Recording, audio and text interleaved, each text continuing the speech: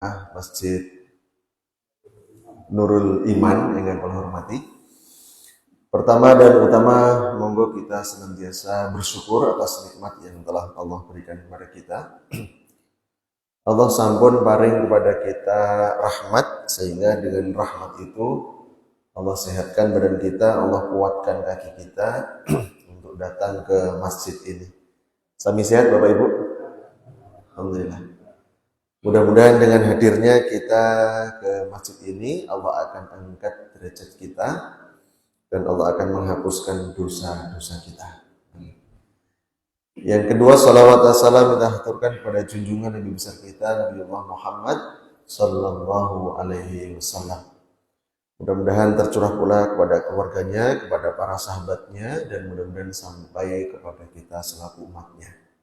Dengan satu harapan, Bapak Ibu, mudah-mudahan kita semua dimudahkan oleh Allah untuk bisa melaksanakan sunnah-sunnah yang diajarkan oleh Rasulullah SAW kepada kita. Bapak Ibu saudara bahagia, pada pagi hari ini kita akan sarang-sarang belajar Bapak Ibu terkait dengan persiapan ibadah kurban. Nah, ini request permintaan dari jamaah Kebumen. Bapak Ibu saudara bahagia, saat menikah tanggal pinten? Sekarang tanggal 16 Pak. 16 Dzulqa'dah. Berarti Bapak Ibu ini insya Allah Dzulqa'dah ini sampai tanggal 30, berarti 14 hari lagi sudah masuk Dzulhijjah. Nah, kenapa kita tanggal 16 kok mun persiapan korban? Nah, ini Bapak Ibu memang ada beberapa hal, ada beberapa ilmu yang harus kita tahu terkait dengan ibadah kurban. Meskipun nyun sewu, ibadah kurban itu biasa kita lakukan, ya. Tapi nanti bagaimana cara milih hewani pripun, ya. Kemudian nanti umurnya yang seberapa, ya. Terus nanti nyembelihnya seperti apa, ya. Terus pembagian dagingnya pripun. Nah, ini perlu kita ilmoni. Makanya pagi hari ini kita akan membahas hadis-hadis yang terkait dengan ibadah kurban. Baik Bapak Ibu saudara bahagia. Bapak Ibu saudara bahagia, hadis yang pertama yang akan kita pelajari adalah ini peringatan dari Rasulullah SAW kepada kita selaku umatnya.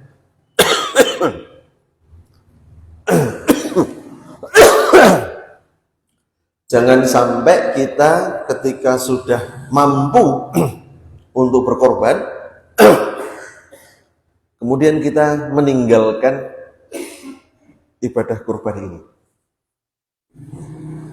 Sebab Bapak Ibu saudara bahagia, banyak sekali orang yang menyangka bahwa yang penting korban itu sudah sekali seumur hidup. Kira-kira benar mboten niki? Ya. Bapak Ibu saudara bahagia, ayatnya inna a'tayna kal kautsar. Sesungguhnya Allah itu sudah memberikan kepada kita nikmat yang banyak sekali Bapak Ibu. Bapak Ibu kalau kita perhatikan, ya, organ-organ dalam tubuh kita niku semua mahal semua nih Bapak Ibu. Mata kita larang betul Bu. Telinga kita mahal betul. Mulut kita mahal nggak? Mahal semua. Bu, jenengan gada arto kalih miliar Bu. Gada arto kalih miliar betul Bu. Betul nggih? Niku nek jenengan misalnya matanya setunggal digantos arto kalih miliar kersa? Kersa betul? Betul. Berarti menunjukkan bahwa mata kita mahal. Kemarin saya jenguk teman saya seangkatan yang sakit gagal ginjal Pak. Tiba-tiba langsung stage 5, gagal ginjal kronis. Kemarin beliau mengatakan, seandainya ginjal itu bisa ditukar dengan ginjal yang sehat, harta yang saya miliki tidak apa-apa saya tukarkan. Padahal dia punya pengembang perumahan elit di Jogja. Satu rumah itu kalau dia jual paling murah itu 2 miliar. Ini Bapak Ibu berbahagia, organ-organ tubuh kita itu mahal semua. Maka kita gunakan organ ini untuk hal-hal manfaat. Jangan sampai digunakan untuk hal-hal murah. Napa melih murahan. Jadi inna a'tainakal kautsar, sungguh Allah itu sudah memberikan kepada kita nikmat yang banyak sekali. Allah cuma minta 2 Bapak Ibu. Fasalli li rabbika wanhar. Diken salat, kali diken apa? Berkurban. Salat niku sekali seumur hidup apa terus-menerus? Terus-menerus. Bahkan sehari wajibnya berapa? 5 kali.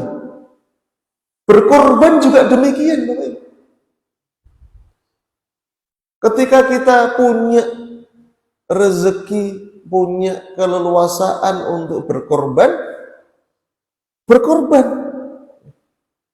Makanya hadis yang pertama ini, apa kata Rasulullah? Man kana lahu sa'atun walam yudhahi. Barang siapa yang memiliki keleluasaan untuk berkorban, namun dia tidak mau berkorban, fala yaqrabanna musallana. Maka jangan dekat-dekat dengan tempat sholat kami. Coba perhatikan Bapak Ibu. Tadi fasalli li rabbika wanhar. Ini nyambung, Pak. Kata Rasulullah, kamu kok mampu korban, tapi kok kamu nggak mau melakukan korban, nggak usah sholat aja. Kasarnya gitu.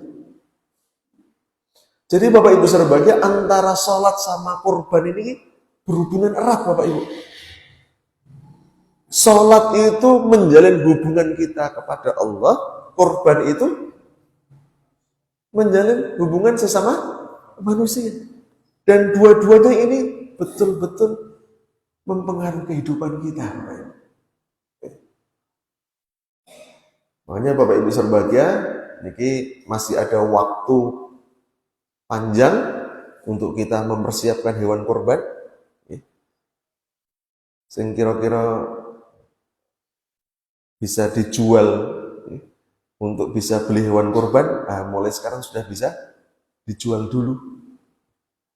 Tidak ada Bapak Ibu rezeki yang kita keluarkan untuk menegakkan syariat Allah, untuk di jalan Allah itu mboten diganti mboten wonten. Uang yang kita keluarkan untuk Allah niku pasti diganti dengan yang lebih baik dan lebih banyak. Namanya nyun sewu Bapak Ibu, menghamburkan harta itu, ketika itu berapapun yang kita keluarkan untuk di jalan Allah, mboten menghamburkan harta. Panjenengan kok misalnya nyun sewu gadah arto 30 juta, tumbas sapi, nggo korban, niku mboten menghamburkan harta. Panjenengan tumbas wedhus 3,5 juta, itu bukan menghamburkan harta. Tapi 1.000 rupiah saja, tapi itu untuk maksiat, menghamburkan harta. Ini kemarin saya dapatkan ilmu ini di Masjid Nabawi ketika umrah Ramadan kemarin. Syekh Muntaha mengatakan seperti itu, menghamburkan harta itu berapapun banyaknya harta yang kita keluarkan, tapi itu untuk di jalan Allah, boten menghamburkan harta. Makanya Bapak Ibu mungkin jenengan kok padus hewan kurban yang terbaik yang bisa kita beli. Boten sembarangan, oh sing penting kan wedhus, sing penting kan sapi, boten. Tapi kita pilih yang terbaik. Tadi mboten usah mata lah Pak. Dirijine kula panjenengan misalnya niki nggih. Sing telunjuk kali sing jari tengah. Niki misalnya tugel diganti 3,5 juta purun Pak. Ndak mau ta? Lah niki wedhus paling 3,5 juta. Kadang-kadang kita nek kali Gusti Allah niku hitung-hitungan. Padahal Allah tuh ndak pernah hitung-hitungan sama kita. Pernah dengan donga nyuwun udara? Pernah? Nggak pernah kan? Tapi Allah sudah memberikan langsung. Biar kita bisa bernafas. Tanpa kita minta pun Allah sudah maringi. Nah ketika Allah meminta kita untuk berkorban, masa kita nggak berusaha untuk bisa? Nah ini hadis yang pertama, kok kita mampu berkorban tapi tidak mau melaksanakan korban, kata Rasulullah, fala yaqrabanna musallana. Enggak usah dekat-dekat dengan tempat sholatku, kata Rasulullah. Bapak Ibu berbahagia, sehingga sholat dan berkorban itu adalah sebagai salah satu sarana ungkapan rasa syukur kita kepada Allah. Ketika kalau panjenengan kok mau bersyukur, maka nanti Allah akan menambah nikmat-nikmat yang lain kepada kita. Nah, Bapak Ibu saudara berbahagia, kemudian kita akan masuk hadis yang kedua. Bagaimana keutamaan kurban. Bapak Ibu saudara berbahagia, hadis ini dari Ibu Aisyah radhiyallahu an. Anna Rasulullah sallallahu alaihi wasallam qala, sesungguhnya Rasulullah sallallahu alaihi wasallam bersabda, ma amali Adam min amalin yauman nahr, tidaklah satu amalan yang dikerjakan oleh anak cucu Adam manusia pada hari raya Idul Adha ahabba ilallah min ihraqid dam. Tidak ada amalan yang lebih dicintai di hari nahar, di hari raya Idul Adha, kecuali apa? Ihraqud dam, mengucurkan darah hewan kurban. Artinya menyembelih hewan kurban.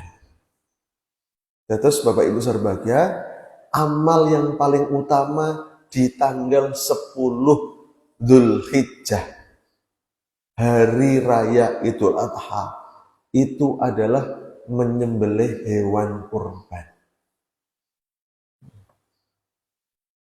Kemudian oh Pak, niku Pak, hewan nyembelih niku kan bisa tanggal 11, tanggal 12, tanggal 13. Betul Bapak Ibu. Itu bagi yang misalnya tanggal 10 belum punya hewan kurban. Kalau kita kok sudah punya hewan kurban, ya sudah, kita berusaha betul nyembelihnya tanggal 10. Karena menurut hadis ini, tidak ada amalan anak Adam yang lebih Allah cintai di hari nahar kecuali mengucurkan darah hewan kurban. Terlebih ketika kita belajar tentang keutamaan 10 hari pertama bulan Dzulhijjah. Kalau kita nyembelih tanggal 11 kan eman-eman, Pak. Boleh kita nyembelih tanggal 11, 12, 13, manakala tanggal 10 memang belum punya. Nek pun punya hewan korban, ya disembelih tanggal 10. Karena apa? Hadis selanjutnya disebutkan, innaha la ta'ti yaumal qiyamah biquruniha. Karena hewan itu yang untuk kurban itu akan datang pada hari kiamat dengan tanduk-tanduknya. Nah, kemarin wonten sing taken, Pak, kalau seandainya hewan kurban nggak ada tanduknya, pripun? Boleh saja, tapi lebih baik yang ada tanduknya. Karena tanduk itu ternyata besok di hari kiamat akan menjadi saksi. Kemudian wa ash'ariha dan bulu-bulunya, wa adlafiha dan kuku-kukunya. Kuku kakinya kambing, kuku kakinya sapi ini. Ini akan jadi apa? Saksi. Bapak Ibu nyun sewu. Kira-kira tadi tanduk, bulu, kuku, niku panjenengan dahar mboten? Mboten ta? Sesuatu yang nyun sewu tidak kita manfaatkan saja, itu menjadi saksi. Apalagi yang menjadi manfaat, dagingnya, gaji, didamel sate, didamel apa? Gulai. Semua manfaat semua, Pak. Mas, ada minum nggak, Mas? Seret. Nah, Bapak Ibu berbahagia, hadis selanjutnya, Bapak Ibu, niki luar biasa, Bapak Ibu. Wa anna dama la yaqa'u minallahi bimakanin qabla ayyaqa'a minal ardi. Jadi Bapak Ibu berbahagia, darah hewan itu ketika jenengan nyembelih niku itu akan sampai langsung pada Allah sebelum darah itu menetes ke tanah, Pak. Kira-kira kita nyembelih itu darah netes ke tanah niku pinten detik niku, Pak? Pinten detik, pinten. Sedetik nggih. Niku sebelum darah itu menetes ke tanah, niku pun dugi sama kepada Allah. Sudah sampai kepada Allah. Luar biasa ya. Terus Bapak Ibu berbahagia, ini menunjukkan apa? Menunjukkan ketika kita berkorban. Ini untuk Allah, Bapak Ibu. Bukan untuk yang lain, tapi untuk Allah. Makasih, Mas. Terus Bapak Ibu berbahagia, ketika kita nyembelih mawon, darah itu belum sampai ke tanah, itu sudah sampai pada Allah. Insyaallah, luar biasa. Di akhir hadis itu, fatibu biha nafsan, kata Rasulullah. Maka lapangkanlah jiwamu untuk melakukannya. Nah, Bapak Ibu berbahagia, ini hadis yang luar biasa. Ini anjuran betul pada kita untuk betul-betul bisa menyiapkan hewan kurban. Tanduknya, bulunya, kukunya, semuanya akan menjadi saksi. Dan ketika kita nyembelih, darah itu belum sampai ke tanah, itu sudah sampai kepada Allah. Dan di akhir hadis itu Rasulullah menyampaikan fatibu biha nafsan. Maka lapangkanlah jiwamu untuk bisa melakukannya, bisa menyembelih hewan kurban. Nah, ini hadis yang kedua. Hadis yang ketiga, Bapak Ibu,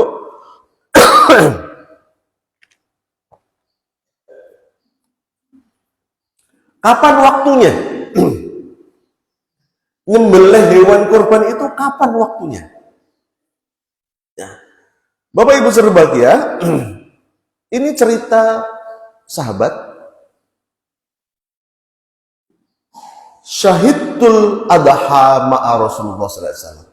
Saya pernah ikut hadir sholat Idul Adha bersama Rasulullah SAW. Falam ya'du an shalla wa rafagha min sholatihi sallam. Oh, Masya Allah Bapak Ibu, niki nyun sewu, Arabnya kacau niki. Niki dirubah ke apa? Ke Windows, Arabnya kacau niki Bapak Ibu. Itu ceritanya nyata. Saya pernah ikut sholat Idul Adha bersama Rasulullah SAW. Kemudian tidak lama setelah sholat itu selesai, Rasulullah melihat ada daging hewan kurban yang sudah disembelih. Kemudian apa kata Rasulullah?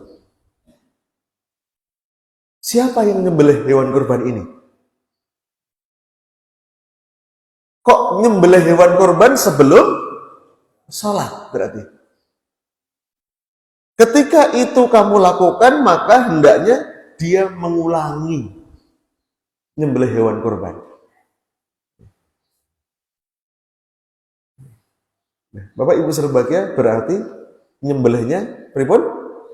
Setelah sholat Idul Adha.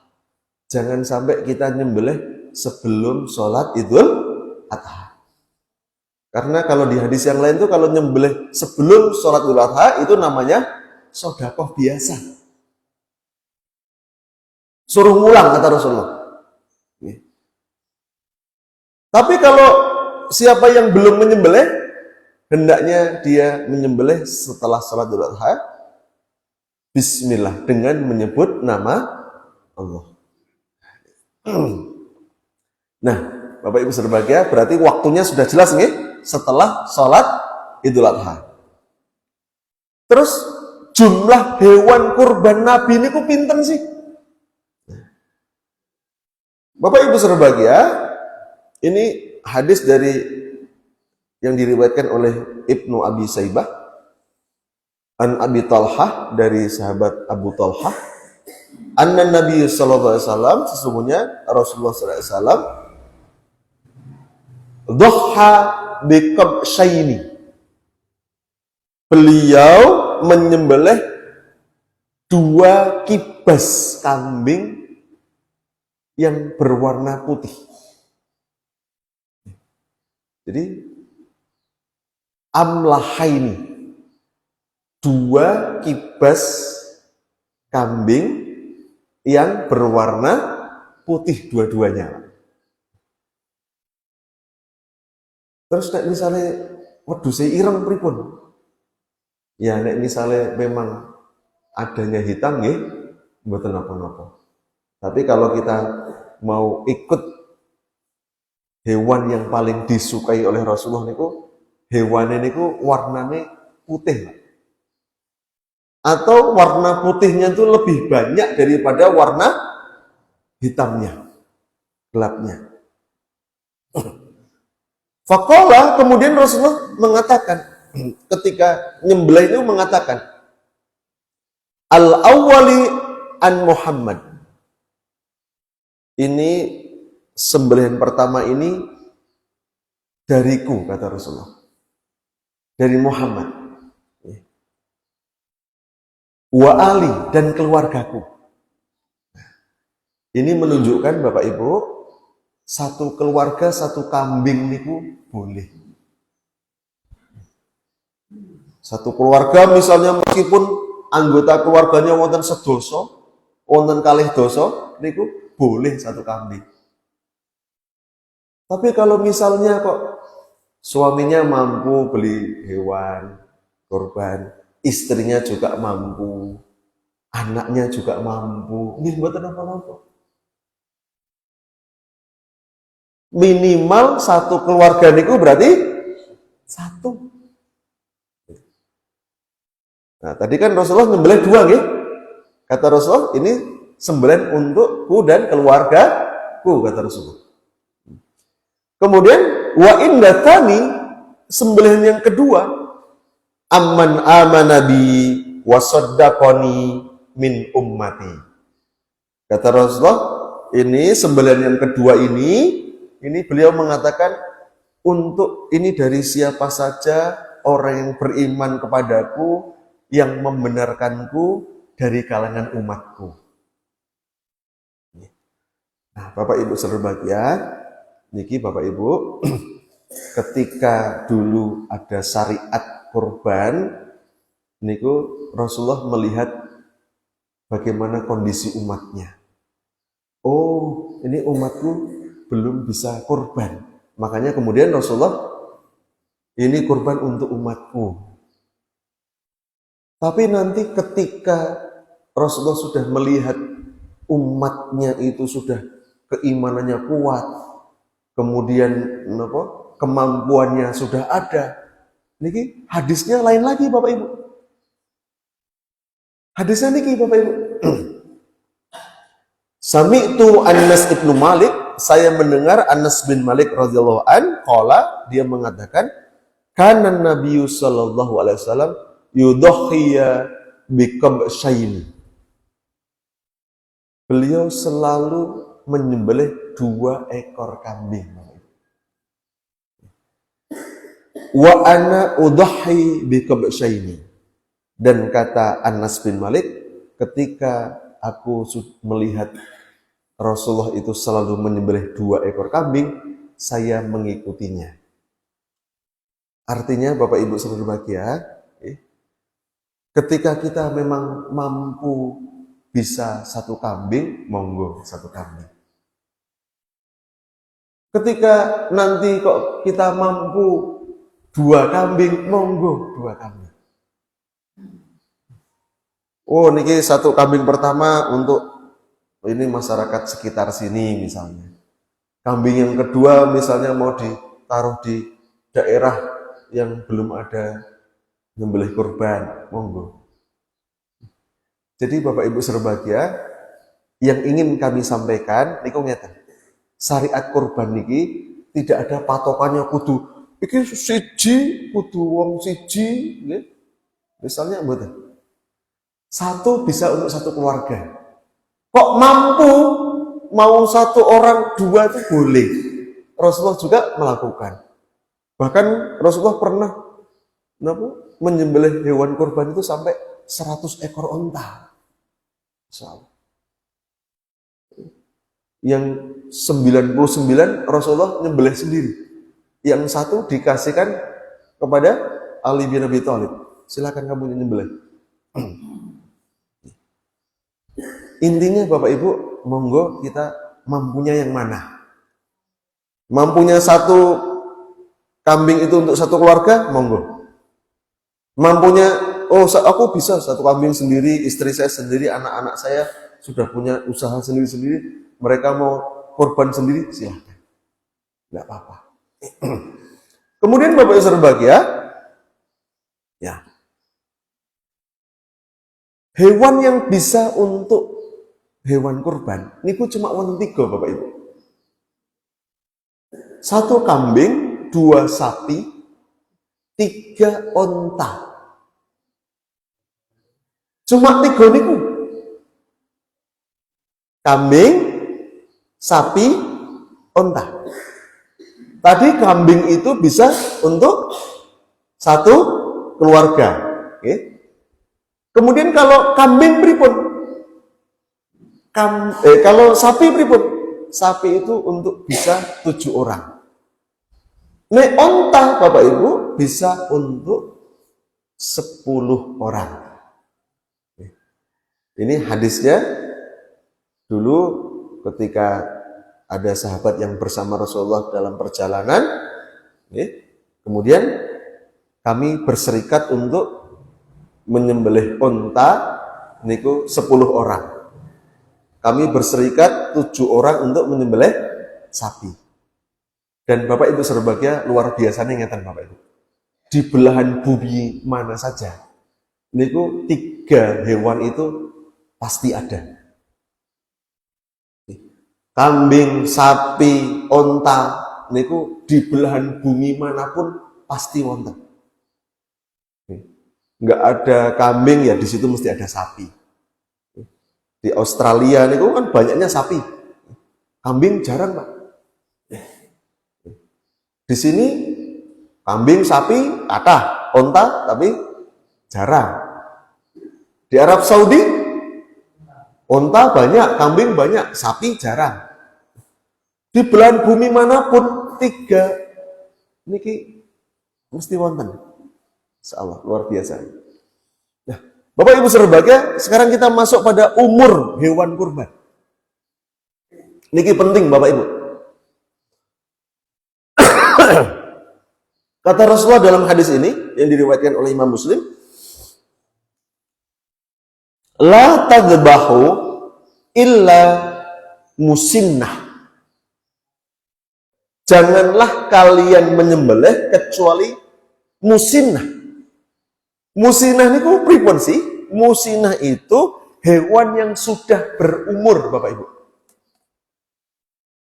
Nah, Bapak Ibu berbahagia, musinnahnya kambing, musinnahnya sapi, musinnahnya unta, niku benten-benten. Nah, musinnahnya kambing itu adalah berusia 1 tahun atau lebih. Terus minimal untuk kambing niku umur pinten? 1 tahun. Oh niki 11 bulan Pak, kurang sebulan kok. Ampun. Musinnahnya kambing itu 1 tahun, bahkan masuk tahun kedua. Kalau musinnahnya sapi itu sudah 2 tahun atau masuk tahun ke-3. Kalau gadah sapi Pak, umurnya 22 bulan. Kurang pinten? 2 bulan. Niki berarti Idul Adha besok kan sebulan mulai kirang toh? Berarti nanti pas Idul Adha ini kurang sebulan. Ya ampun, karena belum musinnah. Kalau musinnahnya onta itu yang sudah genap 5 tahun atau masuk tahun ke-6.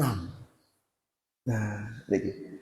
Jadi Bapak Ibu berbahagia, kata Rasulullah, la tadbahu illa musinnah. Janganlah kalian menyembelih kecuali sudah masuk berumur. Nek wong Jawa pun poel ya Pak ya. Nah, musinnahnya hewan kurban antara kambing, sapi dan unta niku benten-benten. Nah, illa kecuali ayyak syura alaikum, kecuali kamu sangat sulit untuk mendapatkannya, fatadbahu jada'ah, maka bolehlah kamu menyembelih jada'ah. Jada'ah niku pripun sih maksudnya? Jada'ah niku umur yang kurang dari musinnah tadi. Jada'ah niku berarti kalau domba yang usianya kurang dari 1 tahun. Tapi oleh ahli fikih menyebutkan paling tidak 6 bulan ke atas. Itu dilakukan manakala pripun tidak menemukan hewan musinnah. Tapi kan mesti kita bisa menemukan, oh hewannya kathah toh Pak. Pilihannya kan banyak. Mboten angsal teng pasar kewan Limpung ya, cari di pasar kewan Sukorejo misalnya. Bukan ora ono ya wis iki kok mboten. Tetap pada syariat yang pertama, la tadbahu illa musinnah. Janganlah kalian menyembelih hewan kurban kecuali musinnah. Musinnahnya kambing usia 1 tahun ke atas. Musinnahnya sapi 2 tahun ke atas. Musinnahnya onta 5 tahun ke atas. Nah.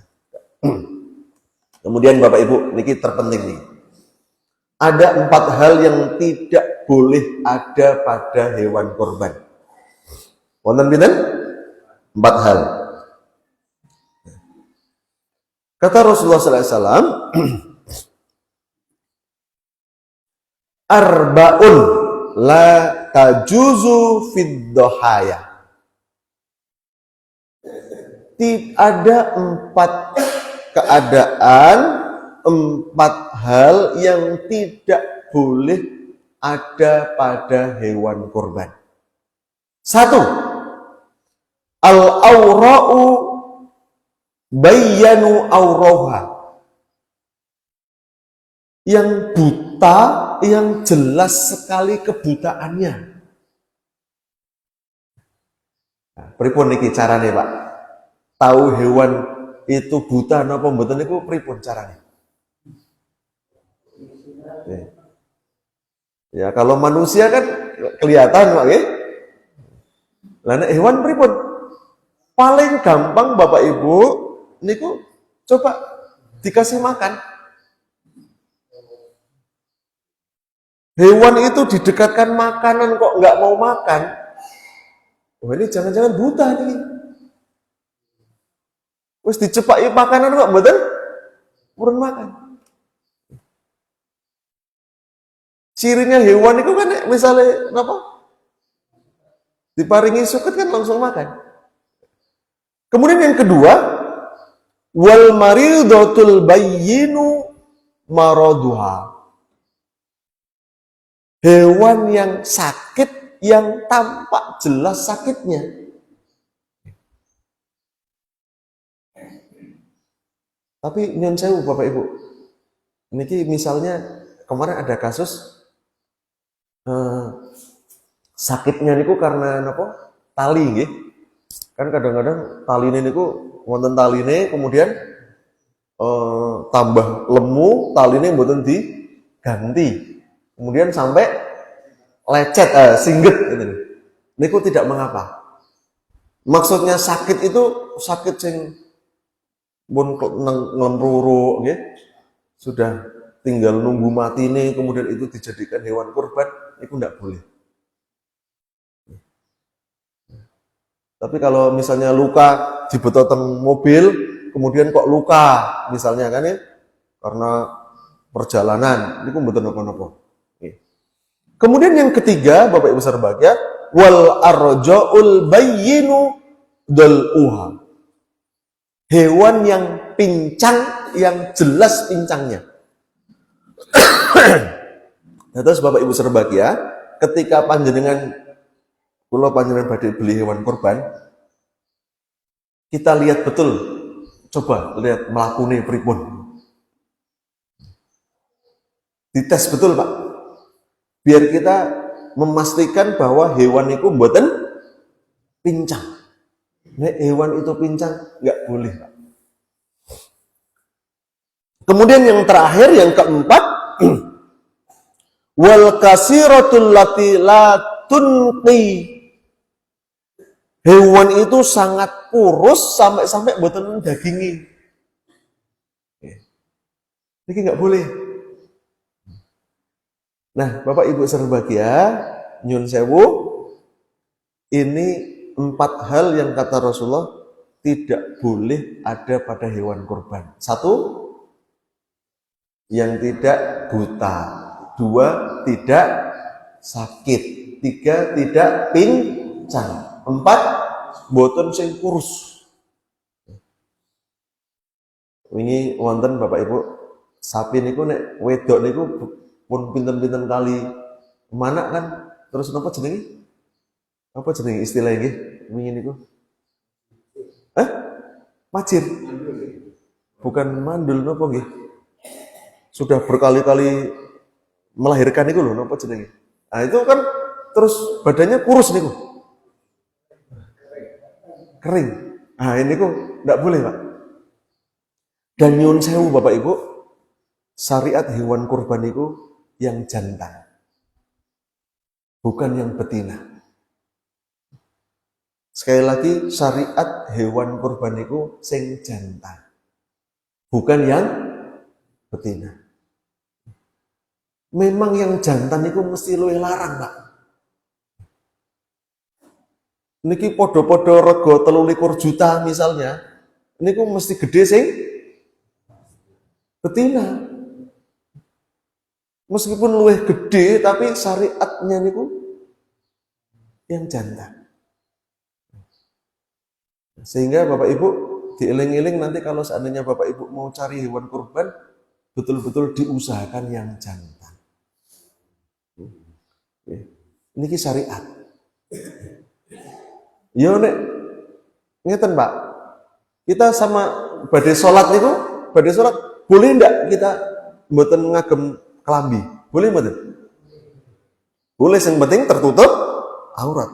Tapi niku mboten syariatnya itu ya pakai baju. Mosok mau menghadap Allah mboten ngagem baju. Nek sahnya ya sah. Nek kita bicara sah hewan korban betina sah. Tapi keutamaannya nggak dapat, Pak. Karena keutamaannya itu syariatnya itu hewan yang jantan. Tadi musinnah itu yang berumur itu yang jantan, bukan yang betina.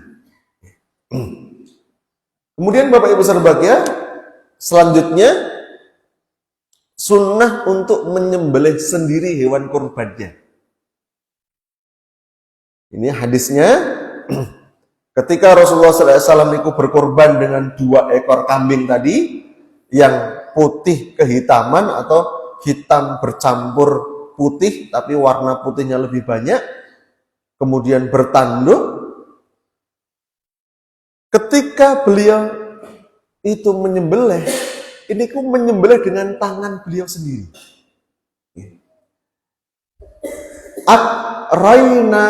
Akraina ini dubahuma.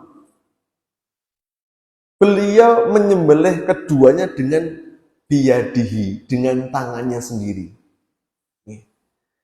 Nah, ini Bapak Ibu berbahagia, monggo Bapak Ibu, terutama bapak-bapak nggih, ketika panjenengan korban coba menghidupkan sunnah niki. Bisa menyembelih hewan kurbannya sendiri karena ini bagian dari sunnah. Karena apa Bapak Ibu? Ketika nyuwun sewu panjenengan niku nyembelih sendiri, nggih, niku lebih Pak, lebih napa nggih? Lebih kerasa. Rohnya niku lebih terasa. Sama dengan nyuwun sewu bapak-bapak yang mau menikahkan putrinya, dinikahkan sendiri sama diwakilkan sama Pak lebih nopo Pak Pengulu niku rasanya benten betul Pak, benten. Nah, nek dereng wani ya monggo latihan ya. Nek mboten wani-wani terus lah kapan bisanya kan gitu. Nah, Bapak Ibu berbahagia, ada syarat orang yang menyembelih Pak. Seandainya panjenengan kok mboten saged nyembelih kiambak, ini ada syarat orang yang menyembelih. Syarat pertama, berakal. Nggak boleh nyembelih hewan korban kok akalnya kurang, itu nggak boleh. Berakal. Dan ini Bapak Ibu berbahagia, nyembelih korban itu boleh laki-laki maupun perempuan. Mboten kudu wong lanang, ibu-ibu nggih boleh. Asalkan apa? Berakal. Yang kedua Bapak Ibu, sudah balik. Cah lanang, cah cilik, dereng balik, wani dia nyembelih, itu nggak boleh. Harus sudah balik. takoni temenan, "Le, wis ngimpi basah durung Le?" Takeni temenan, nggih. Tapi niki mimpi basah sing temenanan nih, Pak. Soalnya wingi wonten cah SD Muhammadiyah Limbung niku matur ngeten kali ibuke. Bu, aku sudah mimpi basah. Lah kenapa? Ini bajuku basah semua, keringetan. Mboten seperti itu. Kemudian yang terakhir Bapak Ibu, tamyiz. Tamyiz itu artinya Bapak Ibu, dia bisa membedakan antara yang baik dan buruk. Sehingga dari sisi ini Bapak Ibu, tidak sah orang nyembelih itu dilakukan oleh orang gila, anak kecil, belum tamyiz. Bapak Ibu, termasuk nyun sewu, orang yang suka mabuk, yang suka mabuk-mabukan, itu tidak sah sembelihannya. Karena orang yang suka mabuk-mabukan itu, dia belum tamyiz. Meskipun sudah balik. Niki hati-hati Bapak Ibu. Dicek temenan. Niki seneng ngombe apa mboten? Nek sering ngombe ampun. Eman-eman nanti hewan kurbannya. Ini syarat yang pertama. Syarat yang kedua Bapak Ibu, yang menyembelih adalah seorang muslim.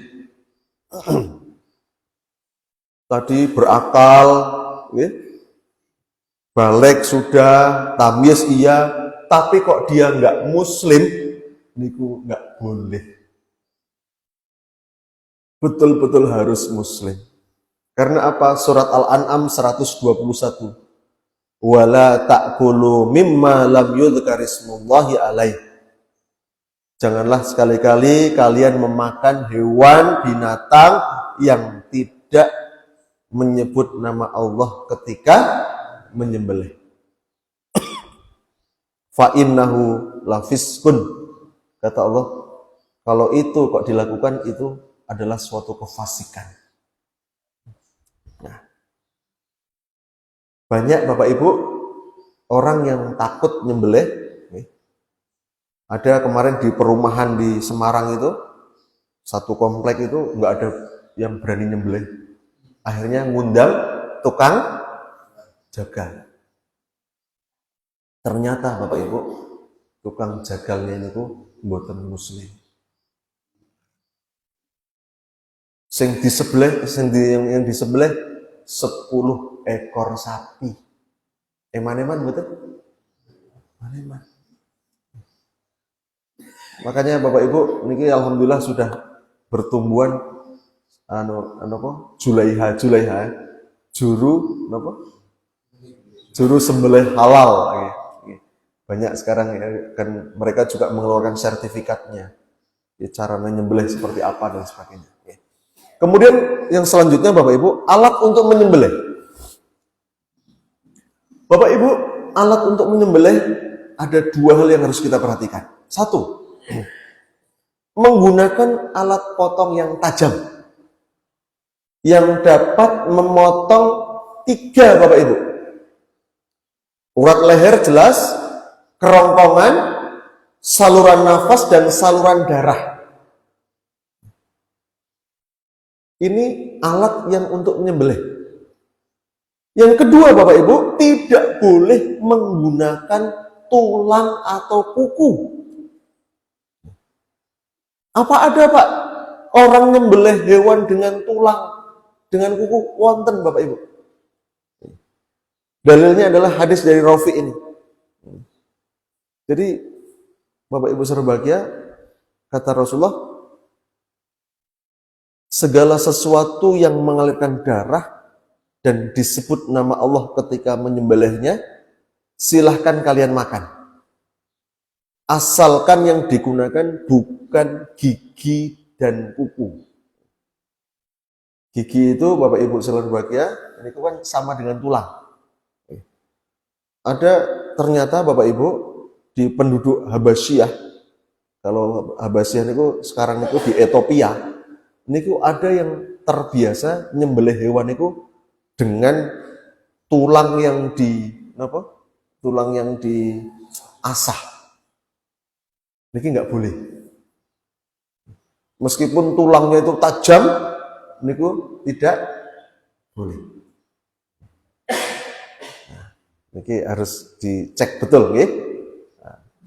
Kemudian Bapak Ibu berbahagia, ada adab-adab dalam penyembelihan hewan kurban.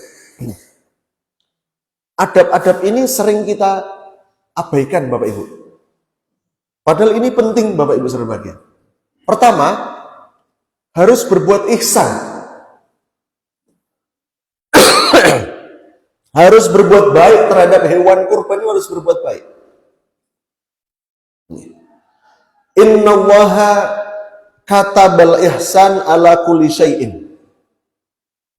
Rasulullah SAW bersabda, sesungguhnya Allah itu memerintahkan agar kalian itu berbuat ihsan terhadap segala sesuatu. Fa'idha qataltum fa'ahsinu. Ketika kamu harus membunuh hewan, bunuhlah dengan cara yang baik. Bapak Ibu nyun sewu. Kira-kira nek mau bunuh tikus niku nek ngegem lem tikus angsal betul, Bu. Kita tujuannya mau membunuh tikus nggih. Tapi caranya diperangkap dengan lem. Niku kira-kira matinya sebentar napa lama? Ribut? Lemes. Ya kalau memang pakai lem itu begitu tahu tikus niku penting mriku segera dipentung napa yang langsung mati. Ketika kita mau membunuh kecoak Bapak Ibu, ya, misalnya coro, niku ya wonten coro langsung plek, langsung mati gitu. Jangan disiksa. Nah, Bapak Ibu berbahagia, begitu juga kata Rasulullah, wa idza dabahtum fa ahsinud dabha. Ketika kamu mau menyembelih hewan, sembelihlah dengan cara yang baik. Pripun wal yuhaddu ahadukum syafratuhu. Hendaklah kalian tajamkan pisaunya. Terus Bapak Ibu berbahagia, antara pisau nggih ngerajang bumbu kali nggih ngerajang nggih nyembelih hewan kurban harus beda nih Ibu. Nggih ngerajang bumbu niku kan sing penting bumbune kerajang nggih. Tapi untuk nyembelih hewan kurban kita tedas mboten, Pak? Ya tedas tapi kan menyiksa. Ini nek bisa kita punya pisau yang khusus untuk nyembelih niku. Kemudian ketika mau menyembelih, tajamkan pisaunya dan senangkanlah hewan yang akan disembelih. Senangkan niku pripun maksudnya Bapak Ibu? Senangkan niku artinya Bapak Ibu berbahagia, pisau itu jangan sampai dia lihat. Pisau yang akan untuk nyembelih niku jangan sampai hewan itu melihatnya. Nah, makanya Bapak Ibu berbahagia, ada di beberapa tempat kalau menyembelih hewan kurban itu motone niku pun ditutupi. Nah, kuda niku dikasih kacamata kuda. Nah, monggo kalau misalnya mau dilakukan seperti itu monggo. Dalam rangka itu untuk kehati-hatian. Nah, niki. Ini juga begitu Bapak Ibu. Di antara bentuk berbuat ihsan adalah tidak menampakkan pisau atau menajamkan pisau di hadapan hewan yang akan disembelih. Ini hadisnya juga ada. Jadi nek bisa hewan kurban itu mboten ningali napa pisaunya itu.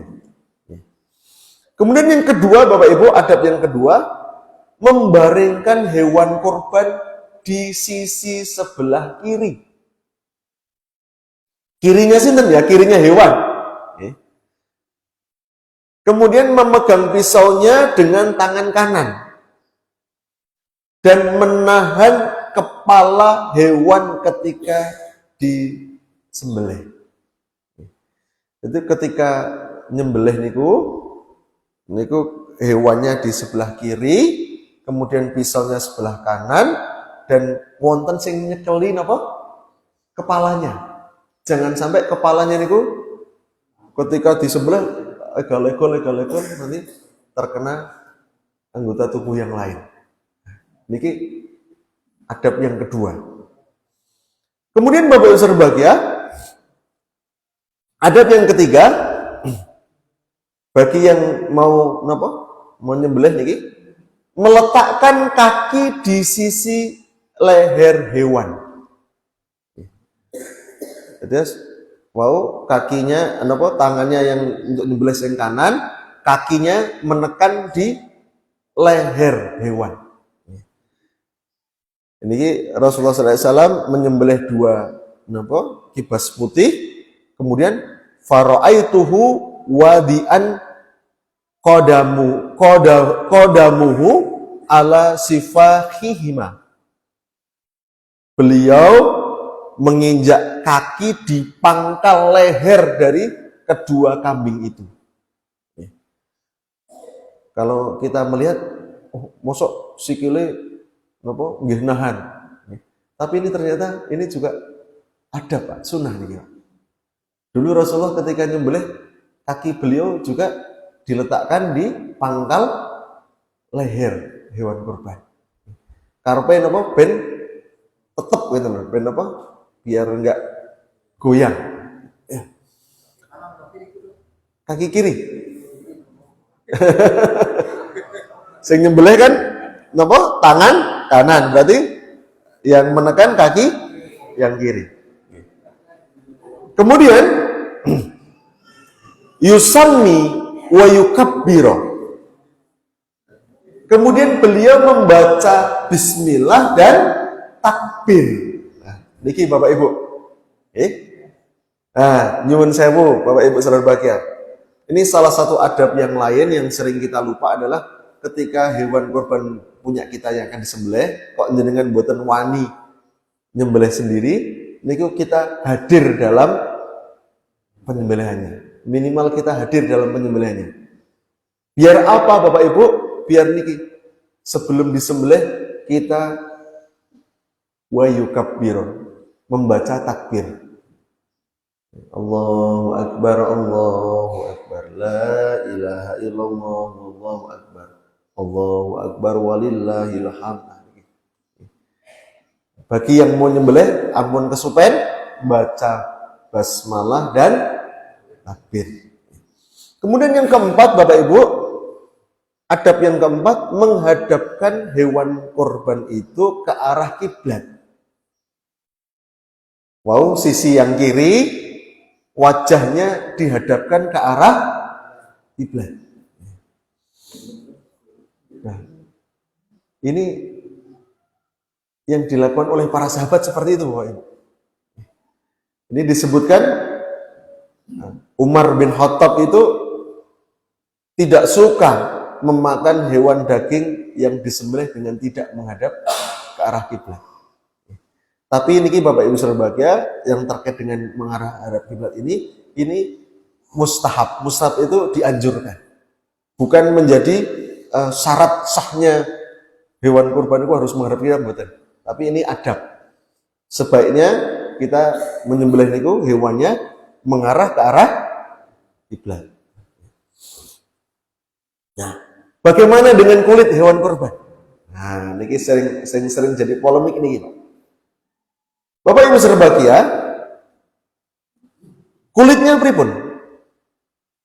Hadis ini Rasulullah SAW amarohu memerintahkan ayak sima butnahu kullaha, untuk membagi-bagikan semua dari onta ini, kurban onta ini, baik luhumaha berupa dagingnya, wajuludaha dan kulitnya, wajilalaha sampai pelananya. Lil masakin, untuk orang-orang miskin. Terus Bapak Ibu berbahagia, nyun sewu, ini ki kulit itu Rasulullah perintahkan memang untuk dibagikan, Bapak Ibu. Tapi masalahnya kita niku pengetahuan untuk mengolah kulit niku sangat minim sekali. Panjenengan misalnya mau diparingi kulit, badhe nggih napa, Pak?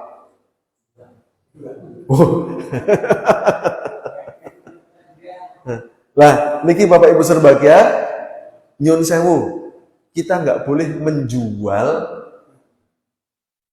apapun yang dari hewan kurban kita. Kecuali misalnya niku pun diparingi si A, ya. Oh, sama si A kemudian kok karena ada keperluan dia jual boleh, tapi kita sendiri ini tidak boleh menjual. Nah, kalau sekarang misalnya ada di Muhammadiyah itu dikumpulkan misalnya, itu biar manfaatnya lebih, monggo. Tapi prinsipnya kulit niku mboten untuk didol, kemudian nanti untuk operasional apa? Sembelih, nggak boleh, Pak. Niki Bapak Ibu berbahagia, operasional penyembelihan itu dan tetek bengeknya niku bukan diambilkan dari hewan kurban. Tapi kita sebagai sohibul kurban itu ya mengeluarkan uang lagi untuk operasionalnya. Seringnya kan nyun sewu, wah niki ndase nggo sing nyembelih, kulite nggo operasional, tumbas plastik, tumbas macam-macam. Ini mboten kados niku. Hewan kurban itu semuanya kata Rasulullah dibagikan semuanya. Adapun operasional niku kan ya memang harus kita keluarkan. Oh, dewe badhe makan ya kudu mengeluarkan operasionalnya. Nah, Bapak Ibu berbahagia, kemudian yang terakhir niki peringatan untuk yang akan berkorban. Idza ra'aitum hilal dzulhijjah, apabila kalian sudah tahu melihat bulan Dzulhijjah, wa arada ahadukum ayyudhiya, dan kamu kok salah seorang di antara kalian itu mau menyembelih hewan kurban, fal yumsik an sya'rihi wa adfarihi, maka janganlah kalian tidak mencukur rambutnya dan tidak memotong kukunya. Rambutnya kita, Pak, kukunya kita, bukan hewannya. Lah hewannya nggih nopo motong kuku barang, malah kukunya kan tadi jadi nopo saksi. Nah, jadi Bapak Ibu, ketika kula panjenengan sudah punya hewan kurban, mau berkorban, niat berkorban, mulai tanggal 1 Dzulhijjah sampai hewan itu disembelih, ampun cukur rambut, ampun motong kuku. Demikian Bapak Ibu berbahagia, hal-hal yang bisa kita pelajari yang terkait dengan ibadah kurban. Mudah-mudahan ini ada manfaatnya. Mudah-mudahan semakin kita belajar, semakin pelaksanaan ibadah kurban ini semakin baik, semakin mengikuti syariat. Sing waune wingi-wingi mungkin kurban nganggo sing betina, sakniki sing jantan. Karena itu adalah syariat. Demikian Bapak Ibu berbahagia, kurang lebihnya kula punten. Nggih, monggo Pak. Nggih.